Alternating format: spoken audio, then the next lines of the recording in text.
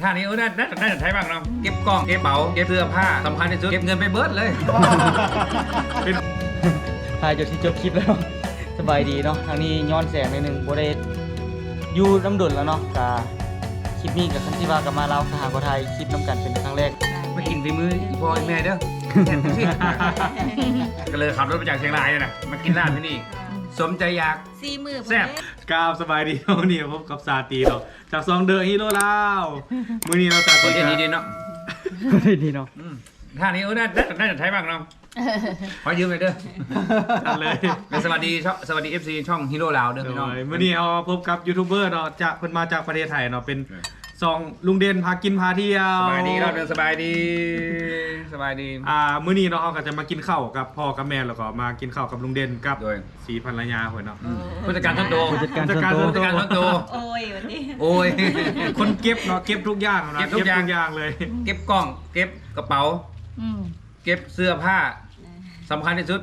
เก็บเงินไปเบิร์ดเลย เป็นคนที่หาเงินเก่งเนาะทุกคนเอาเงินเสืองไปใส่หาเห็น หาเห็นเบิร์ดเอาไปใส่ ก็เก็บให้เรียบร้อยนะเก็บให้มันเรียบร้อย เก็บให้เรียบร้อยเก็บ แมน ข้อเสียเก็บดีเด้แต่บอกคืน บ่มีดอกเบี้ยอีก บ่มีดอกเบี้ย ฝากตั้งแต่โดนบ่มี ฝาก ดอกเบี้ย ฝากเสร็จต้นก็ไม่ได้ ดอกก็ไม่ได้ ให้หมดเลย หายเบิ หาย ด เบิดเลยมื้อนี้ก็ได้มีโอกาสมากินลาบเนาะกินลาบกินแกงนี่ โอ้ยลาบีพ่อแซ่บเด้อ โดยที่มาใส่ผลิตภัณฑ์เนาะของลุงเด่นก็คือดีงัวลุงเด่นเนาะนี่ตัวนี้นี่เป็นผลิตภัณฑ์ที่เราเคยกินอยู่ส่วนแล้วเทื่อนึงเป็นผลิตภัณฑ์ที่แซ่บเป็นดีงัวที่ว่าเรามาปรุงแต่งแล้ว จะมีกินเนื้อกินแล้วก็มีผสมเครื่องเทศเนาะที่ว่าเราผสมมันเวลาเรากินแล้วเราจะรู้สึกได้ถึงความนัวเนาะ นัว ตัวนี้ แซ่บ เวลาเราเฮ็ดลาบพี่นะเราก็บ่ต้องงานแบบ แซ่บไปแท้ ปรุงกันแบบใส่เครื่องอหย่างหลายอันเพราะว่าเขาใส่แค่ตัวนี้เข้าไปมันก็นัวแล้วอย่างประมาณนั้นแล้วก็อีกอันหนึงก็เป็นมักเพชรเนาะที่ว่าผสมกับมักแค่นนี่คือคนลาวเขาส่วนหลายเนาะก็คือจะมีวิถีชีวิตก็คือมักกินมักเพชรแล้วก็มาผสมกับมักแค่นเรื่อยๆอยู่แล้วเพราะว่าโดยเฉพาะเป็นทางภาคเหนือเนาะที่ว่ามักกินมักแค่นอยู่แล้ว ภาคเหนือของเราก็ชอบกินมะแขวน แม่นมักกินมักแค่นเหมือนกันโดยเฉพาะแบบเชียงขวางซ้ำเหนือจริง แต่ที่ไทยนี่คนอีสานเขาก็ไม่กินนะทางหนองคายทางเนี้ย อาจจะมีน้อย อาจจะมีอยู่แต่มีน้อย ๆโดย แต่ทางเหนือของไทยจะนิยมกินมะแขวนตัวนี้เขากลับมากินลาบกินนี่ถือว่านี่เป็นช่วงท้ายเนาะว่าต้นคลิปแม่นเฮากินอยู่ต้นคลิปแม่นเฮากินเอาถ่ายอยู่ซองลุงเด่นเนาะสามารถที่จะไปเบิ่งคลิปเนาะคลิปลักที่ว่าเฮาเริ่มกินแต่ทำอีทนั่นอยู่ที่ซองลุงเด่นพากินพาเที่ยวเด้อทุกคน ด้วย แต่นี่จะเป็นแค่ช่วงท้ายเด้อช่วงเฮาเริ่มกินทำอีทแม่นอยู่ซองนั่นแล้ว สามารถไปติดตาม พ่อ ได้ กับแม่ทำกับข้าวอร่อยมาก เมื่อวานก่อนมีปลาลาบปลาตองแซ่บวันนี้ก็เลยก่อนจะเดินทางต่อ ก็เลยว่าพ่อลาบ ลาบงัว งัวกินจักมื้อแน่จะกลับบ้านแล้วเด้อ ติดใจฝีมือ ติดใจพี่มือพ่อกับแม่ แซ่บแท้อันนี้ เห็นตัวกับพี่ชายเขาถ่ายคลิปกันกินกันแซ่บแท้บ่ตอนตัวย่อยไปหาที่เชียงรายตัวก็พยายามจะโฆษณามากินฝีมืออีพ่ออีแม่เด้อแซ่บสิก็เลยขับรถมาจากเชียงรายเนี่ยนะมากินร้านที่นี่สมใจอยาก 40,000 แซ่บ มาหอด แซ่บขนาดเนาะหมักหมูแซ่บหลายเนาะ แซ่บทันนะ เป็น เฮ้ยหยอก เป็นคลิปที่ต้มเนาะเราถ่ายไว้ลาบปลาเฮ็ดองค์ขลงนะทุกคนองค์ขลงคุยกินปลาคำไหนแบบเต็มปากเต็มคำแบบคือจีแซ่บแห้งอะนะ ลาบปลาตองลายเสือคนนี้ แม่น เป็นครั้งแรกเลยพ่อกับพ่อเพิ่งเคยกินครั้งแรกเนาะ จะกินครั้งแรก ลายเสือ อืม ปลาตอง ปลาตองมันมีได้จุดนี่นะเคยบอกมี8 จุด 9 จุด บางตัวมี12 จุด อ่า แต่มื้อนี้มันได้เป็นปลาตองลายเสือปลาตองกายลายเสือ จุ ให ด ญ่ ลายกว่าอีก เป็นจุดพ่นกันเลยไปเลยนะ คือลายเสือพาดกรตรงนั้นน่ะ ด้วย แซ่บหลายวันนั้นก็กินกับพ่อกับแม่โอ้โหอิ่มแบบ โอ้ ไม่ได้กินเคยลาวเลยวันนั้นแหละอิ่มเข้า โอ้มื้อนี้เสียดายเนาะบ่ได้เอาเคยเล่ามาให้กินครับ พอแล้วเมื่อคืนนี่โดนเสือตะคุบแล้ว โอ้ เสียคุบคอคืน เดี๋ยวร้านไพลินนะ เมื่อคืนเสือร้านพลอยไพลินตะคุบแล้วเมื่อคืนนี่ โอ้ ขึ้นมาข้างบนก็ยังตะคุบอีก โอ้ไป ที่แรกกินอยู่ในน้ำก่อนกินอยู่ในร้านอาหารพลอยไพลินในกลางสระน้ำแล้ว โดยกลางสระน้ ขึ้นมาไปร้านนั้นโดนตะคุบอีก กว่าสิออกมาได้เด้ ตัวหน้าแดงหน้านี่หมดอ่ะ อีลากอีเรือ ตัวหน้าแดงเลยเมื่อคืนนี่ไอเสือตะคุบ ออกฮ้อนบึดอยู่ เด่นว่าน้องตัวถ้าเป็นตาหักแท้มื้อนี้ หน้าเด็กต้องตองไม่วะเสือตะคุบเป็น เป็นนี่อยู่ คันเป็นโตนี่เป็นการแดงเลยเต็มโตนะแต่กี้บ่เป็นแต่ว่าเดี๋ยวนี้เป็นบ่ฮู้เลยเป็นย้อนหยัง เอาเลยสูบจีบเนาะ ปกติหน้าดำเปลี่ยนเป็นหน้าแดงเลย แมน ว่าตัว200เที่ยวลาวเพิ่นเที่ยวตั้งแต่เหนือเพิ่นขี่ไปทางเหนือสุดแล้วก็ลงไปเที่ยวใต้อีกจากผิวที่ว่าธรรมดาก็กลายเป็นผิวดำ โอ้ขี่รถน่ะมันธรรมดาลักๆนะส่วนพุ่นนะเดี๋ยวดำของแท้นะขี่รถเฮายังแบบว่าใส่เครื่องป้องกันใส่เสื้อแขนยาวอย่างแต่ว่าขี่รถมันก็เย็นๆเนาะเฮาก็บ่ได้ตากแดดมันมืดเอาเที่ยวว่าเนาะไปสวนว่าซั่นป๊าดจิโดคุดคุดต่อมือลอกบ่ละมือ มารอบนี้ยังไม่ได้ไปเที่ยวสวน น้องตัวนะรอบหน้ามาจะไป รับหน้า เวลาหน่อยพุ่นเนาะ เวลาน้อยเกิน เงินว่าที่ค่า จะ แดด จะว่าน้อยก็ไม่น้อยนะก็จะเป็นเดือนแล้วนะแต่ว่ามันก็ต้องไปต่ออย่างเงี้ย ไปหลาย สิจบแล้ว ครับ ออก ลั มาก ตัวบอกว่าจะฆ่าแบดเนาะตั้งใจว่าเช็ดกิน ออกมา ว่าสิ แต่ ไป วัน กิ ที่ นอบ 10 แบ แล้ว ด แม่วันนี้วันที่เท่าไหร่ออกมาตั้งวันที่10แล้วนะ เจ้า จำไม่สาว ถ้าออกมาเที่ยวลาวเนี่ยผมไม่เคยดูวันที่เลยไม่รู้ว่าวันไหนเป็นวันไหน โอ้ห่าง บาง กว่า ทีไม่ดูวัน ห่างกว่า วันจันทร์ 10 วันอังคารก็ไม่รู้ว่าวันไหน ห่างกว่า2อาทิตย์ 2 อาทิตย์บ่ป้าโถ ป้าเธอ คืออยู่เป็นเดือนใช่ปะ บอกคือเร็วแท้ เคยมารอบนั้นน่ะที่มากับพี่เคนน่ะพาสปอร์ตอยู่ได้วันสุดท้ายอ่ะเขาให้มา30 วันก็อยู่29 วันอ่ะ ออกวันที่30อ่ะเต็มเดือนเลย เต็มแม็กมาตั้งแต่หลวงน้ำทาเนาะออกจากเชียงของมาจนไปถึงออกอุบลปากซีมันอ่ะ ไปสุดประเทศเลย แต่รอบนี้จะเอารถตู้ไปเก็บละบ่คือ บ่คือ บ่แม่น บ่คือแท้ บ่แม่ บาง น บางแบนเที่ยวทางใต้เอารถตู้มาได้ มาทางเหนือตรงโฟวิน โฟวิน โควิด เดี๋ยว ร รอ ถ บหน้า ตู้ จะเอาร นี้ ถ ทาง บา ใต้ เอา แม่นละเดแม่นแล้ว แม่นแล้ว ไ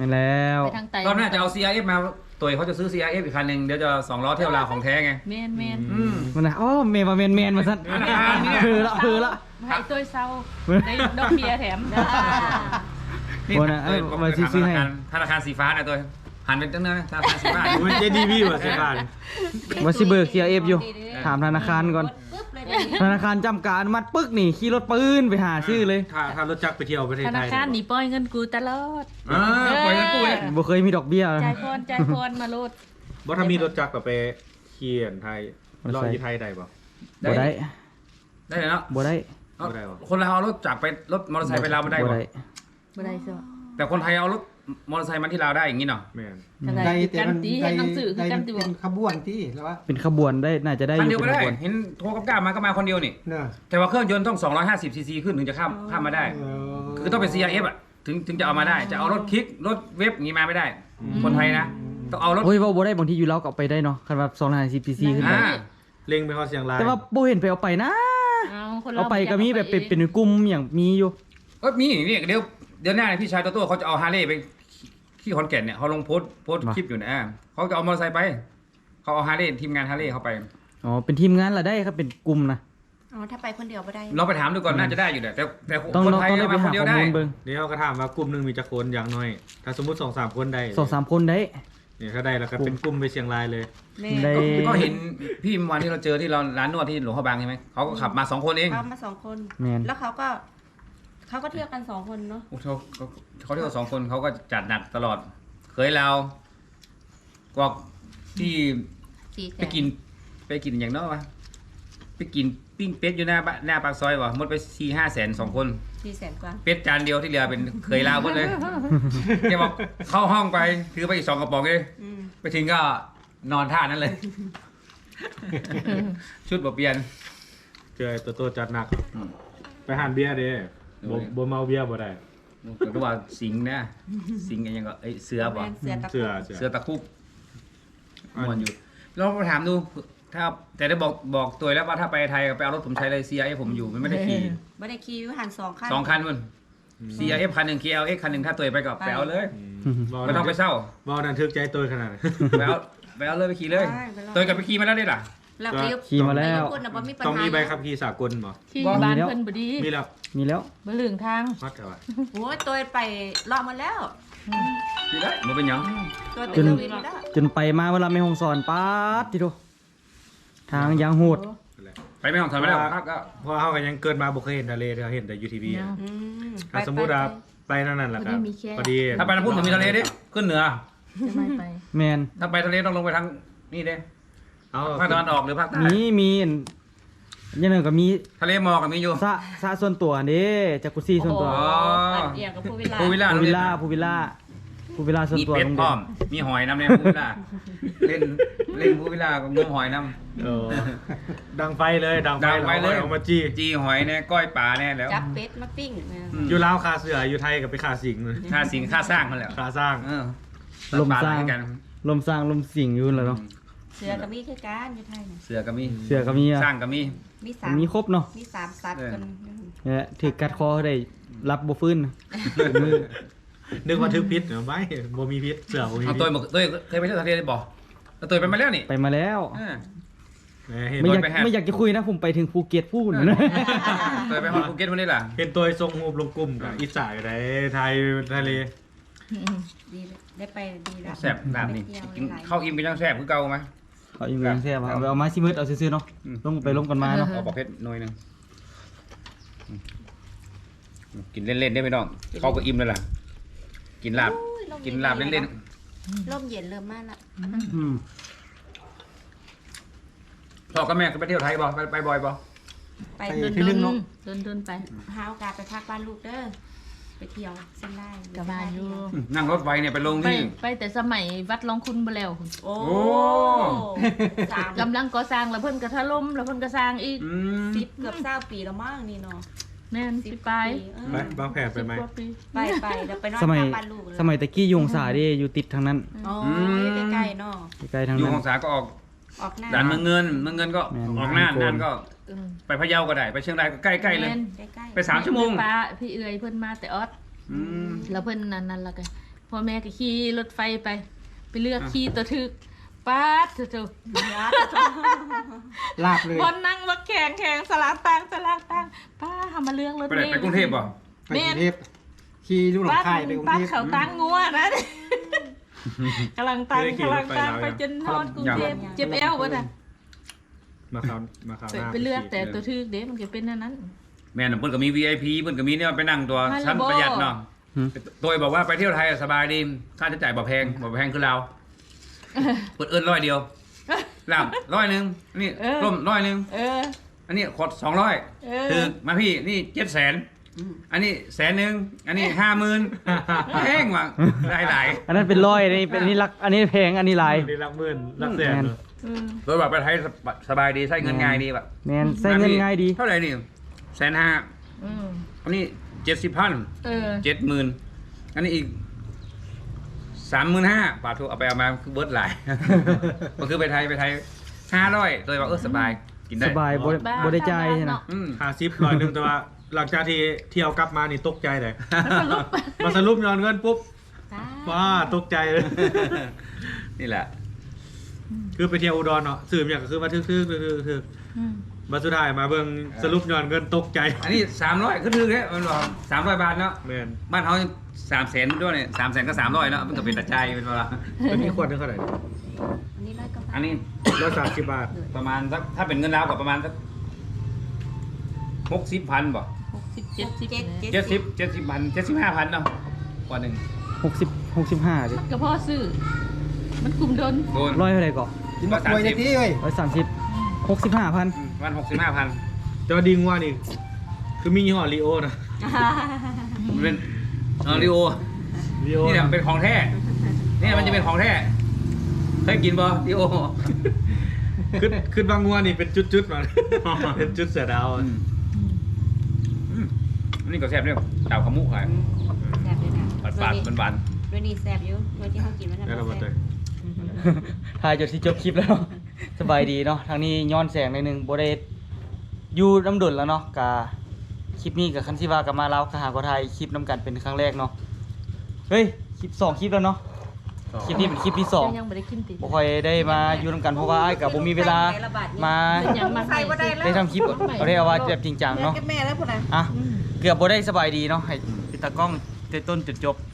โอเคมื้อนี้ก็ขอบใจเนาะกับลุงเด่นเพิ่นว่าเพิ่นออกขึ้นเนาะเฮ็ดลาบเนี่ย แล้วก็จะมีอันพ่อครัวแม่ครัวเนาะเป็นพ่อกับแม่นี่ ติดตามให้มาย้ำเรื่อยๆได้เนาะ ๆแซ่บติดใจต้องมาบ่อยๆนี่นะอาหารอร่อย ต้อง ฮู้ มาบ่อย ฮู้นะนี่มาแวะหาตลอดนี่ได้กินอาหารแซ่บ หมู่บ้านของฮู้แล้วอยู่หม่องใด มาหอดกับสิมาแวะ มาเส้นนี้ก็แวะก่อนได้แล้วมากิน มา ลาบก่อน มาเทอหน้าเนาะมาเทอหน้าจีอาสาพาไปเที่ยว ได้ ไปกิน ได้ ปิ้งไก่ทาปลาแดก ไปวันนี้ดิ ไปแล้วข้าวปุ้นเจ้ากิ่งเด้ ยัง อย่าง เด้ เออ ยูทูบเบอร์ประเทศไทยคืออีฟเนี่ยมาคนกับไปกินข้าวปุ้นเจ้ากิ่งเดี๋ยวเทอหน้ามา เขาปุ่นอยู่ก็ ข้าวปุ้นเจ้ากิ่ง คุณเจ้าขิง เขาปุ่นเจ้า คล้ายๆเขาพูดบ้านเฮา แก้วขิง แก้วขิง เจ้าขิงอ๋อ ด้วย คล้ายๆเขาพูดห้อง เขาจะพาไปกินยูฮานั่นออริจินอลเลยเป็นนั่นทานยูทาเดือ อืม เดี๋ยวเทอหน้ามาอ่านไอคน ไป มา มื้อนี้เดี๋ จะ ยว พา ก่อน ไปกิน นะมันนี่ได้บ่ ไปบ่มีเวลาบ่ล่ะถ้ามื้อนี้ยังนอนอยู่เวียงละมื้ออนเช้าออกไปนี่มีเวลาไปได้ อืม แต่ถ้าอันมื้อนี้ออกเดินทางนี่น่าจะบ่ทันเพราะว่าเฮาขี่รถไปกับไกลเติบ โดย เลย ถ้าไปไทยกับไปทักหาได้เด้อไปเชียงใหม่เชียงราย อ๋อโดยเข้าใจได้ ได้ แล้ว ไปชิมฝีมือนะดิทีมงานกุ๊กประจำช่อง เราไป ลุงเด่น เราไปเปลี่ยนเบิ่งรสชาติ ชิมมันร่วมเป็นยังไง โอ้ไปแท้เดี๋ยวจะไปลองซิมออริจินอลเนาะออริจินอลดีงวนลุงเด่นเนาะ อ่า ว่าถ้าเพิ่นเฮ็ดอาหารอยู่เชียงรายเพิ่นจะออกมาแซ่บจำใดถ้ามีโอกาสนี่ เอา จะ พ่อ ได้ กับแม่ไปด้วยเด้อ แน่นอนไปบ่ไป ได้เนาะ นี่ทายลุงเด่นน้ำเด้บ่แม่นทายนาเล่น้ำเด้เราก็อยากอยู่กองน้ำ อ๋อดี นี่หรอ ใช่นาเล่ใช่เอออยู่นี่นาเล่ พระเอก โอ้ สาว ผู้นี่วะ โอ้จับจีนเนี่ยบ่ นี่แหละ แม่นแล้ว โอ้ นี่แหละเทพประจ โอเค ำช่องเลยนะ โดย แกประกูลไปแล้วนี่ คลิปนี้ก็จะขอจบคลิปเพียงเท่านี้เนาะก็ขอขอบใจกับอ้ายเอื้อยเพิ่นหลาย ๆ ที่ได้เลี้ยงอาหารแซ่บๆมื้อนี้ก็จะขอจบคลิปเพียงเท่านี้ก็ขอฝากให้เด้อซองครัวบ้านทุ่งกับลุงเด่น ครัวบ้านทุ่งลุงเด่นพากินพาเที่ยวเนาะแล้วก็ซองของตัวย่อยเนาะทุกคนที่เข้ามากะถ้าผู้ใดเนาะที่ว่าเขาเป็นกดติดตามแล้วก็ขอให้กดไลค์กดแชร์เพื่อเป็นกำลังใจกับซอง The Hero Lao เด้อถ้าผู้ใดที่ว่าผ่านมาเนาะยังบ่ทันได้กดติดตามก็สามารถที่จะกดติดตามเพื่อเป็นกำลังใจให้กับซองสาตีเนาะแล้วก็ซองครัวลุงเด่นแล้วก็ซองของตัวย่อยนำโอเคมื้อนี้ก็ขอบใจหลาย ๆ เนาะขอบใจหลาย ๆ ทุกคนที่กดติดตามขอบใจหลายบ๊ายบาย บ๊ายบาย บ๊ายบาย บาย แซ่บครับ